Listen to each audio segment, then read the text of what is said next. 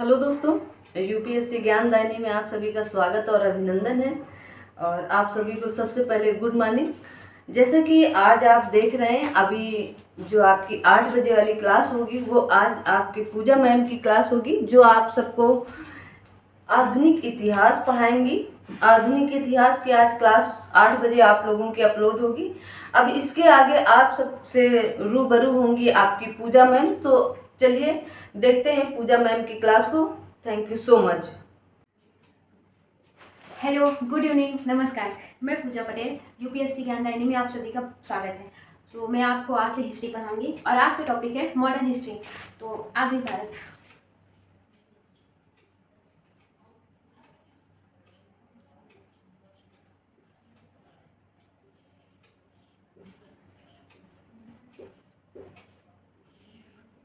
आधुनिक भारत। आज आधुनिक भारत में हम आपको यूरोपीय कंपनियों का आगमन पढ़ाएंगे कि यूरोपीय कंपनियों का आगमन कैसे हुआ।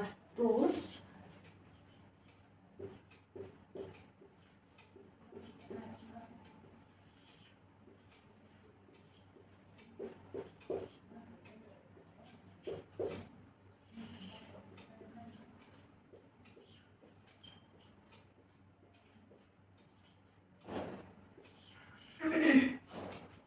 ये आज का आपका टॉपिक है यूरोपीय कंपनियों का आगमन। तो आधुनिक भारत, आधुनिक भारत वो भारत, अगर हम मोटी मोटी बात करें तो 1800, मान लीजिए कि 1700 के आसपास का और 1600 के बाद का जो समय होता है तो उसको बोलते हैं हम आधुनिक भारत बोलते हैं। हाँ, तो ये जो समय होता है ना, तो इसको आधुनिक काल और मध्यकाल कुछ हिस्सा जो होता है ना इस काल में, उसको कॉमन पढ़ाया जाता है। ठीक है, तो चलिए आज का जो टॉपिक है, भारत में जो विदेशी कंपनियां आई थी तो इसके बारे में जानेंगे हम लोग कि कैसे कैसे आई हैं, कब कब आई हैं और कौन कौन सी कंपनियों का जो कितना इंपॉर्टेंस रहा इंडिया में, कौन कौन सी कंपनियां हैं जो जिनका प्रभाव अपने इंडिया में बहुत ही ज़्यादा था। ठीक है, तो और जो है देखें, ये भी हम लोग देखेंगे कि इसमें इंडिया और मॉडर्न हिस्ट्री में किसका कितना कम्पैक्ट था। ठीक, तो चलिए इस बारे में आज आपका छोटा सा लेक्चर है। बस मान लीजिए कि आज शुरुआती है, बाकी तो कल से आपके लिए स्टार्ट करेंगे। तो ये टॉपिक है आपका यूरोपीय कंपनियों का आगमन। कैसे कैसे आई, क्या ये सिर्फ इंडिया में ही आई? नहीं, ये सिर्फ इंडिया में नहीं आई थी, पूरे एशिया में, मान लीजिए पूरे एशिया में नहीं बल्कि पूरे वर्ल्ड में इनका शासन था। इतनी ताकतवर थी ये यूरोपीय कंपनियां, इनका सिर्फ इंडिया में नहीं बल्कि पूरे वर्ल्ड में इनका शासन था। बहुत ही इन्होंने पूरे एशिया में, पूरे वर्ल्ड में इन्होंने बहुत बखूबी पैर जमाने की इन्होंने कोशिश की थी। तो यूरोपीय देश की एक बहुत ही खास बात है कि ये जल से तीनों ओर से, काफ़ी सारे देश हैं यूरोप में जो जल से तीनों ओर से घिरे होते हैं। तो इनमें जो है बहुत ज़्यादा जगह नहीं होती है, तो यहाँ पर कच्चे माल की व्यवस्था बहुत अच्छी नहीं होती। एक बात और खास है कि यहाँ पर बहुत सदियों पहले, सबसे पहले यहाँ पर बहुत सारी चीज़ों का इजाद हो गया था, बहुत सारे आविष्कार हो गए थे यहाँ पर। तो लेकिन एक समय ऐसा आया जब यहाँ पे पूरी तरह नकारात्मकता छा गई, हर तरफ अंधकार जैसे छा गया। एक काल आया था जो चरमोत्कर्ष पर था, जब विकास के चरमोत्कर्ष पर था, और फिर एक काल वो भी आया जब चारों ओर निगेटिविटी छा गई, अंधकार छा गया जैसे। ठीक, लेकिन फिर उसके कुछ समय बाद, अब अंधकार तो रह नहीं सकता हमेशा के लिए, तो उसके कुछ समय बाद जो काल आया उसको बोलते हैं पुनर्जागरण काल। जो पुनर्जागरण काल आया, आइए बात करते हैं पुनर्जागरण काल। पुनर्जागरण काल, जब ये काल आया तो इस काल में बहुत सारी नई नई चीज़ों का इजाद हुआ। जो वहाँ के यात्री थे नए नए यात्राओं पे निकले और बहुत सारे अच्छे से लिटरेचर लिखे गए, बहुत बेहतरीन किताबें लिखी गई, बहुत बेहतरीन से जो है संगीत का जो उदय हुआ, बहुत बेहतरीन कलाओं का निर्माण हुआ। और सबसे मेन बात जो हुई कि यात्री जो वहाँ के थे, बहुत ही वहाँ के जो राजा थे, तो वहाँ के राजाओं ने अपने देश के लोगों को प्रोत्साहित किया कि वहाँ के लोग बाहर निकलें और नई नई खोज करें। तो इसलिए इसको कहते हैं पुनर्जागरण काल। इसको इंग्लिश में रिनेंसा भी कहा जाता है। पुनर्जागरण काल को ये रिनेंसा, इसको रिनेंसा भी कहते हैं। पुनर्जागरण काल को इंग्लिश में रिनेंसा भी कहा जाता है इसी वजह से, क्योंकि यहाँ पे नई नई चीज़ों का फिर से इजाद हुआ और बहुत ही बेहतरीन तरीके से यहाँ पर चीज़ों का विकास होता गया। यहाँ पे इतना विकास हुआ कि बहुत अच्छी अच्छी कंपनियों का भी निर्माण हुआ, बहुत अच्छी अच्छी मशीनों का भी निर्माण हो गया। लेकिन अब बात तो यहीं पे अटक जाती है कि बात कंपनियों और मशीनों की तो है ही नहीं, बात तो है कच्चे माल की। अब बिना कच्चे माल के ना कंपनियां काम कर सकती और ना मशीनें काम कर सकती। तो इसी की खोज के लिए और बहुत सारी इनकी ज़रूरतें थी, जिसकी खोज के लिए यहाँ के राजाओं ने अपने देश के लोगों को प्रोत्साहित किया कि यहाँ के लोग बाहर निकलें, बहुत सारी खोज करें, दूसरे दूसरे देशों की यात्राएं करें। और एक बात, समाज में जो है क्रिएटिविटी बहुत इंपॉर्टेंट होती है। सिर्फ इंटेलिजेंस ही, अगर आप सोचो कि समाज में सिर्फ इंटेलिजेंस लोग रहें और क्रिएटिविटी ना हो, तो वो इंटेलिजेंस से बिना क्रिएटिविटी के अधूरी रहती है। तो समाज की बेहतरीन विकास के लिए क्रिएटिविटी का होना बहुत ही आवश्यक है। तो चलिए हम लोग बताते हैं आपको कि कैसे कैसे हुआ, कैसे कैसे लोग बाहर निकले, वहाँ के राजाओं ने, किन किन देशों के राजाओं ने अपने देश के नागरिकों को प्रोत्साहित किया। तो बात करते हैं, आपको एक बहुत ही मोटा मोटा रफली मैप बनाएंगे वर्ल्ड का, और बाकी तो आपको ज्योग्राफी में मिलेगा सब कुछ, बस रफली मैप आप लोग बस समझने के लिए देख लीजिए। मान लीजिए ये आपका उत्तरी अमेरिका है, ठीक, ये उत्तरी अमेरिका आपका हो गया, ये हो गया आपका दक्षिणी अमेरिका, ठीक, ओके। अब ये हो गया आपका, ये आपका यूरोप हो गया, ठीक। और ये आपका बड़ा सा जो सेकेंड नंबर पर है, ये आपका हो गया अफ्रीका, ओके। मैं आपको थोड़ा छोटा बनाती हूँ, छोटा बना के दिखाती हूँ। और ये आपका हो गया बड़ा सा है, ये सेकेंड नंबर पे है, तो ये अफ्रीका हो गया, है ना, और ये अफ्रीका हो गया। अब ये आपका हो गया, मिला के समझ लीजिए, एशिया, एशिया। यहाँ पे है ऑस्ट्रेलिया,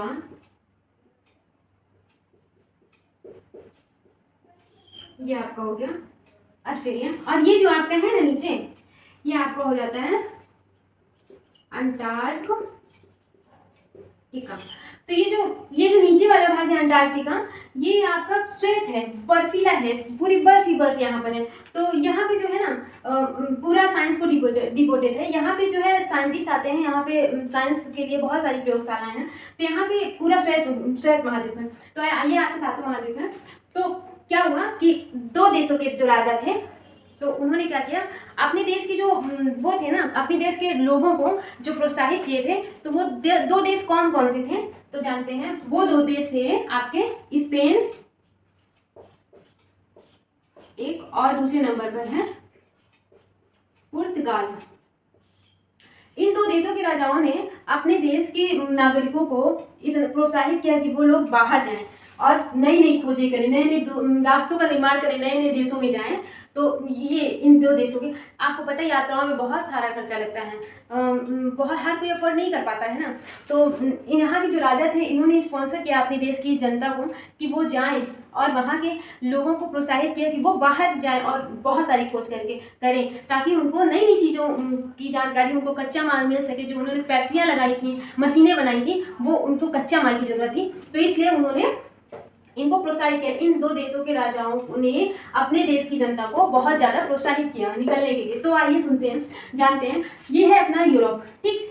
अब यहाँ से जब स्पेन का एक राजा था, तो उसने अपने देश के, उसके एक देश का, यहाँ से एक आदमी निकला, वो यहाँ आया, ठीक। उसको लगा कि हमने भारत की खोज कर ली, लेकिन वो एक्चुअली जब पता लगा तो वो भारत तो था ही नहीं, वो तो उत्तरी अमेरिका था, है ना। अब जब वो यहाँ पे कोलंबस आया, तो यहाँ पे तो ये उत्तरी अमेरिका मिला, तभी उसने सोचा कि ये भारत है। तो ये जो आज भी जो उत्तरी अमेरिका के जो यहाँ लोग रहते हैं ना, तो उनको रेड इंडियन कहा जाता है, रेड इंडियन कहा जाता है, ठीक। जो आज भी यहाँ की जो जनजातियाँ रहती हैं, उनको रेड इंडियन कहा जाता है, क्योंकि कोलंबस इसको इंडिया समझ रहा था, ठीक। ये आपको याद करना बहुत इंपॉर्टेंट है, क्योंकि पूछ लेता है कि रेड इंडियन कहाँ की जनजाति है, तो वो उत्तरी अमेरिका की है, ठीक। हाँ, तो अब इसको तो उत्तरी अमेरिका मिला। अब यहाँ से जब एक दूसरा आदमी आया, यहाँ से एक दूसरा आदमी आया, और वो यहाँ अफ्रीका के एकदम टिप तक आके पहुंचा, ठीक। वो यहाँ तक पहुंचा, और इसका नाम था, ये जो आदमी था उसका नाम था बार्थोलोमू डियाज, ठीक, इस आदमी का नाम था बार्थोलोमो डियाज। तो वो अफ्रीका के एकदम टिप तक आके पहुंचा। ये जहां पर आया था ना, उसको कहते हैं केप ऑफ गुड होप। ठीक, और हिंदी में इसको बोलते हैं आसान तरीक। इसको हिंदी में बोलते हैं आसान तरीक। ठीक, इस आदमी को जब ये यहाँ तक आया ना, यहाँ तक, इस आदमी को यहाँ कुछ नहीं मिला, कुछ भी नहीं मिला, और ये बेचारा ऐसे ही वापस चला गया, यहीं से वापसी कर ली इसने, और ये इसके आगे गया ही नहीं। अब कुछ समय बाद यहाँ से एक और आदमी आया, वो ऐसे आया, ऐसे आया, ऐसे आता हुआ अफ्रीका होते हुए वो यहाँ पहुँचा। ठीक, ये है अपना एशिया। ठीक, वो यहाँ एशिया में पहुँचा। ठीक, अब वो जब यहाँ एशिया में पहुँचा, एशिया में कहाँ पहुँचा आपका, वो कालीकट। ठीक, तो जब वो यहाँ पहुँचा तो आपको पता होगा ये बहुत ही इम्पोर्टेंट इंसान है जो आया था, ये है वास्को डी गामा। ये 1498 में अपने एशिया में कालीकट में भारत में प्रवेश किया था, एक गुजराती नाविक के सहारे। ठीक, तो चलिए इसको मिटाते हैं।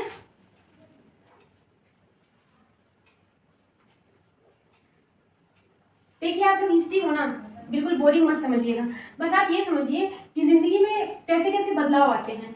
बस आप कहानी की तरह पढ़ते जाइए, सुनते जाइए, और कॉन्सेप्ट क्लियर होते जाएंगे। वरना हिस्ट्री में कई डेटें तो ऐसी रहती है ना कि एक सी लगती है, बड़ा कंफ्यूजन हो जाता है। और फिलहाल मॉडर्न हिस्ट्री में तो बहुत ही ज़्यादा ही होता है ये सब चीज़ें। ठीक, चलिए आगे बढ़ते हैं।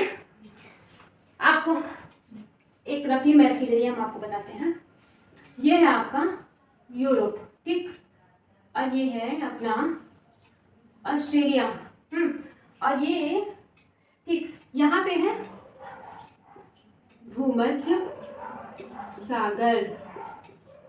ठीक, ये बहुत ही पतला सा है, हमने तो यहाँ पे बना दिया, ये बहुत ही पतला सा सी है। ठीक, और ये अपना है ये लाल सागर, इसको बोलते हैं इंग्लिश में रेड सी, लाल सागर। ठीक, ये लाल सागर है आपका। ठीक, ये आपका भूमध्य सागर है। अब जो है ये जो भाग है, ये जो भाग है ये आपका स्थलीय भाग है ना। तो है, ये जो भाग है आपका ना, ये स्थलीय भाग है। ये आपका स्थलीय भाग है। अब ये यहाँ से आते हुए ये एक थोड़ा सा आपका जली मार्ग है, फिर ये थोड़ा सा स्थल है, और फिर ये थोड़ा सा ये है, और फिर ये है अपना इंडिया। ठीक, और ये ऊपर ऐसे है। ठीक, ये पूरा हो गया। ठीक, तो ये हो गई यहाँ पर फारस की खाड़ी, इसको बोलते हैं। ठीक, ये है आपका रेड सी। बाकी आपको अभी इसको जाने की जरूरत नहीं है, अभी इतने का काम है। तो ये आपका भूमध्य सागर है। ठीक, पहले जब कुछ यहाँ पे ये जो लाल सागर है ना, यहाँ पे पूरा आप जानते होंगे ना इटली को, तो इटली का जो एक शहर है वेनिस, वो बहुत ही व्यापार के लिए प्रसिद्ध था उस टाइम पे, बहुत ज़्यादा। तो यहाँ पे पूरा वेनिस का आधिपत्य था इसका। वेनिस इसको अपना स्वामी बता रहा था कि जो कोई यहाँ से जो भी व्यापार करेगा वो हमसे परमिट लेके करेगा, हमको कर देगा, हमसे पूछ के करेगा। ठीक, ये पूरे लाल सागर पे वेनिस का अधिकार था। ठीक, और ये यहाँ पे फारस की खाड़ी है। तो जो फारस की खाड़ी है ना, ये नीचे लिखते हैं, ये जो फारस की खाड़ी है ना, तो इस पे जो है, इस पे अरब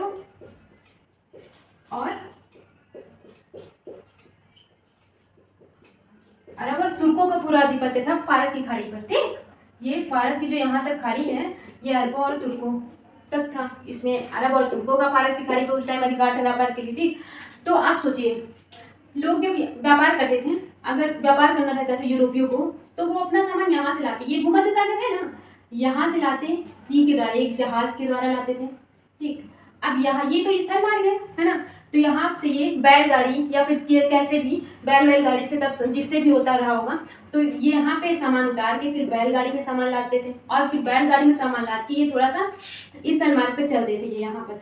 फिर ये लाल सागर है, ये भी पूरा जो है, ये भी पूरा जल मार्ग है।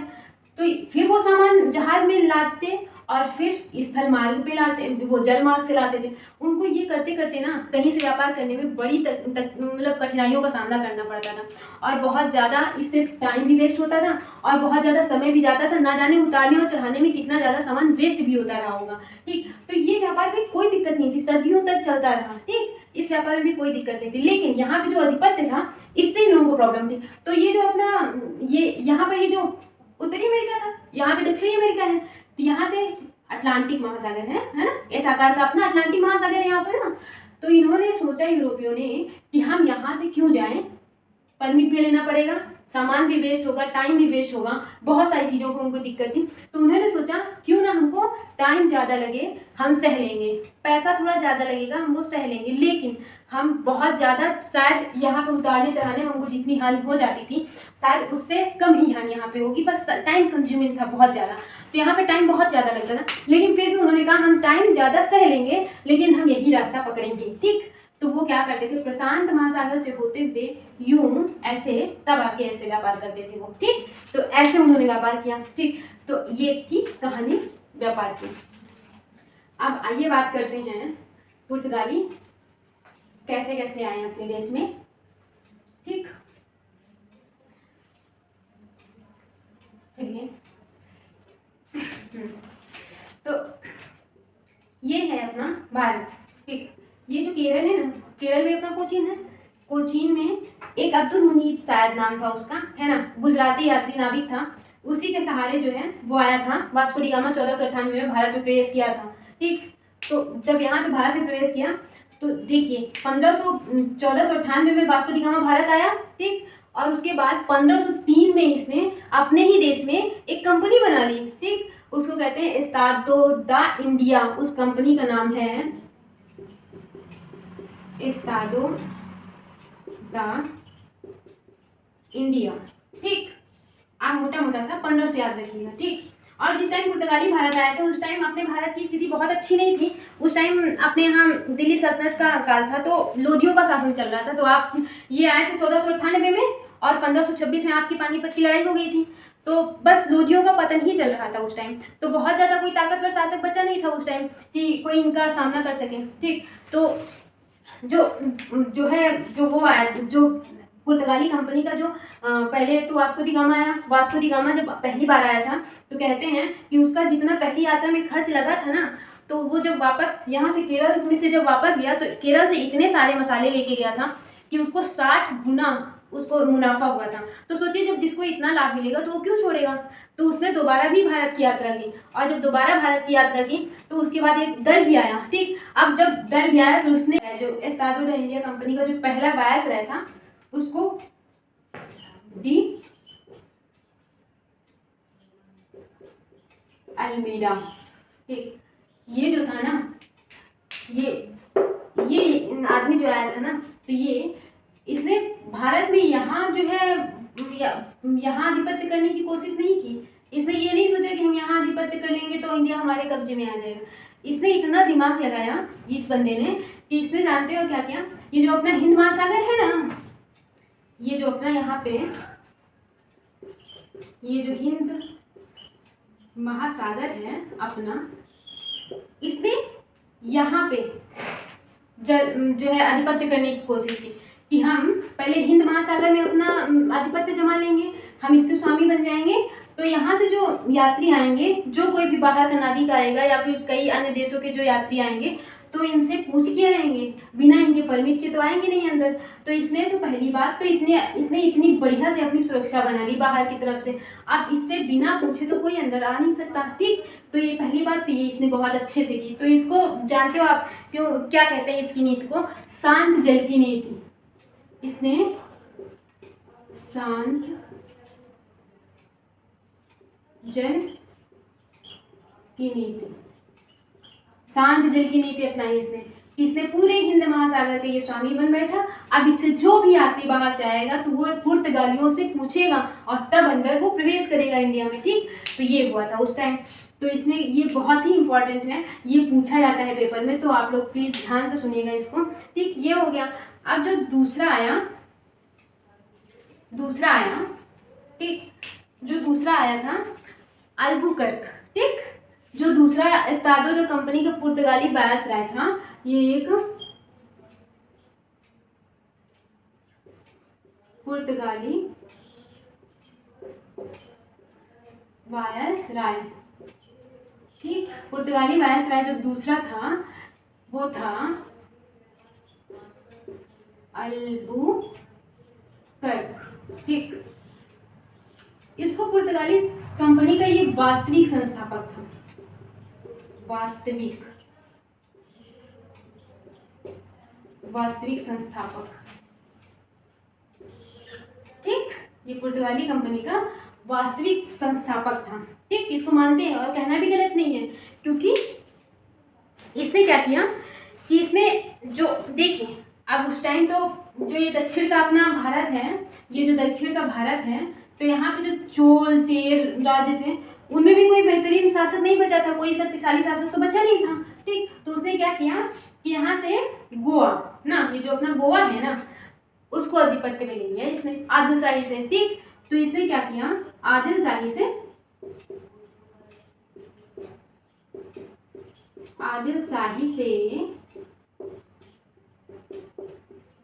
गोवा अपने आधिपत्य में ले लिया,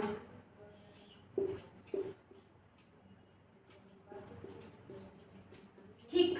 अब जब गोवा आदिलशाही से आधिपत्य में ले लिया, तो बस इसने एक काम किया था, इसने गोवा को अपनी राजधानी नहीं बनाई थी, लेकिन ये गोवा इसके पूर्ण अधिकार में आ गया था, ठीक। लेकिन और इसने दूसरा काम क्या किया, इसने ये इतना शासक इतना चालाक था कि इसने पहला तो गोवा आधिपत्य में लिया, ठीक।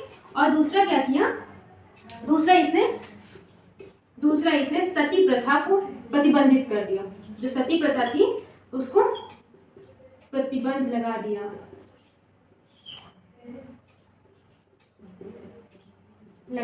ठीक।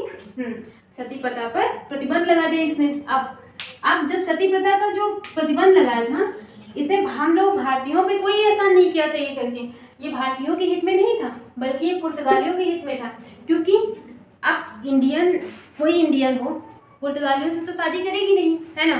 तो इसने सती प्रथा बंद की, और ये सती प्रथा बंद करने का रीज़न सिर्फ इसका ये था कि जब सती प्रथा बंद होगी तो वो जो औरतें होंगी तो वो कहाँ जाएंगी, उनके खाने कमाने का तो उस टाइम कोई जरिया नहीं था, क्योंकि उस टाइम सती को जो विधवा हो जाती थी, विधवा महिलाओं को बहुत ही निम्न स्तर पर समझा जाता था। तो इसने क्या किया कि उन महिलाओं को पुर्तगालियों से शादी करने के लिए इसने कहा, ठीक। जब पुर्तगालियों से इसने शादी करने के लिए सती, क्योंकि अब वो रहेंगी तो जिंदा ना, जब जिंदा रहेंगी तो उनके खाने कमाने के जरिया कहीं से नहीं, क्योंकि बहुत निम्न समाज में उनको समझा जाता था विधवा होने के बाद। तो क्या किया उसने कि पुर्तगालियों से उनका विवाह करवाने लगा, ठीक।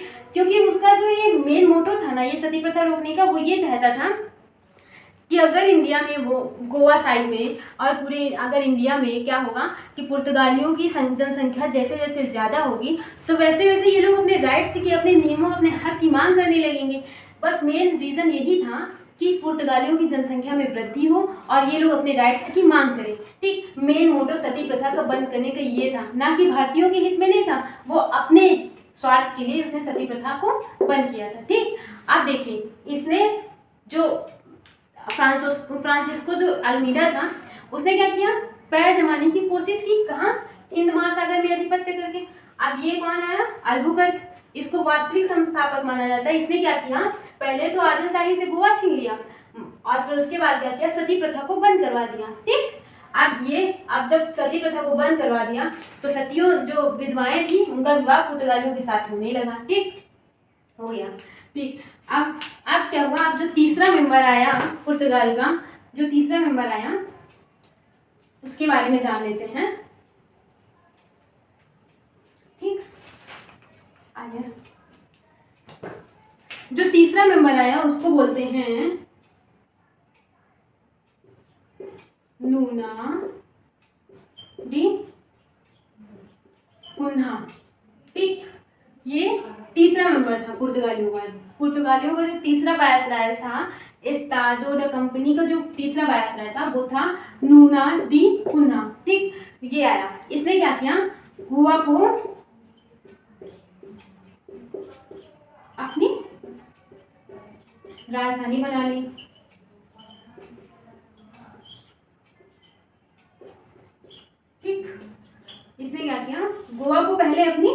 राजधानी बना ली। और दूसरा क्या किया इसने, दमन और दीव, इन पर जो है अधिकार कर लिया। ठीक, अधिकार कर लिया। ठीक, ये धीरे धीरे इतने शक्तिशाली होते जा रहे थे, इतने ज़्यादा शक्तिशाली होते जा रहे थे कि इन्होंने ये जो अपना इंडिया है ना, इसके यहाँ यहाँ यहाँ यहाँ पूरा इधर का जो हिस्सा था ना, यहाँ पे पूरा अधिकार कर लिया था। ये पूरा टेरिटरी जो जगह है ना, ये पूरी इनकी हो गई थी। ठीक, और इन्होंने यही नहीं, इन्होंने दक्षिण में भी पैर जमाने की कोशिश की है उस टाइम। ये इतना ज़्यादा जो है प्रभावशाली उस टाइम हो गए थे। ठीक, तो अब इनका जो सामना होता है ना, इसके बाद सोचिए कि कोई 1498 में ये लोग पुर्तगाली लोग आए अपने इंडिया में। उस टाइम कोई प्रभावशाली शासक ना होने के कारण इन्होंने क्या किया, 1498 में आए, 1498 में आए और 1503 में इन्होंने अपनी कंपनी स्थापित करी। सोचिए कहाँ पुर्तगाल और कहाँ इंडिया। ठीक, बहुत बड़ी बात। और ये जो गोवा में अधिकार किया, आप जानते ही होंगे कि गोवा अपने यहाँ आज़ादी के कितने सालों बाद अपने आधिपत्य में आया। आज़ादी के कितने सालों बाद भी गोवा हमारे अधिकार में नहीं था। ये लोग देने को तैयार ही नहीं थे। सोचिए मुट्ठी भर पुर्तगाली गोवा को अपना मानने लगे थे, कह रहे थे ये हमारा अभिन्न हिस्सा है पुर्तगाल का गोवा।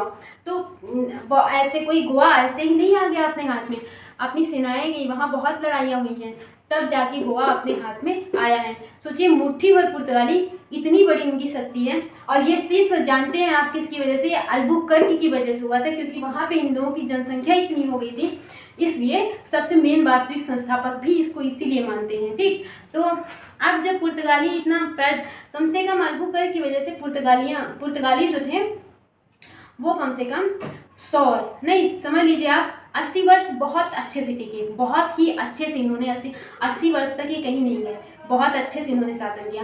अब इनका जो सामना होता है वो थोड़ी बड़ी शक्ति है, डच आए थे। ठीक, डचों से इनका सामना हुआ।